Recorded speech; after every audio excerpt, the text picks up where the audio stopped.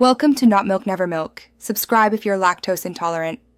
In this video, I will show how to make a broom and dustpan. First, gather your essential materials.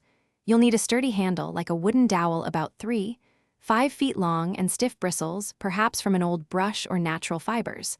For the dustpan, find a flat piece of durable plastic, approximately 12 by 8 inches.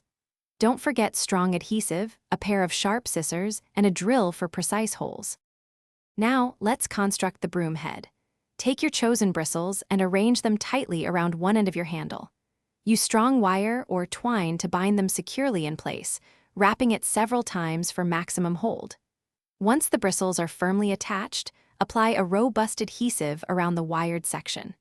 This will prevent any bristles from coming loose during use, ensuring a long-lasting broom.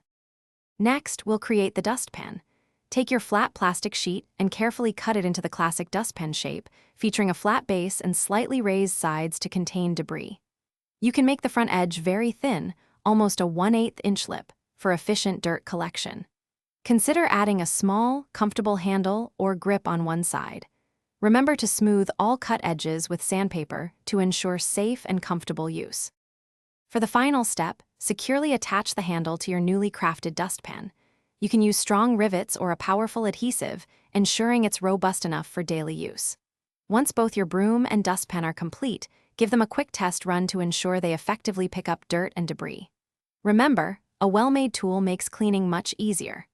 Also, for other great deals, and to make meal prep easy with leak-proof containers, check the link in the description below. Thanks for watching. If this was helpful, leave a like and consider subscribing. See you next time.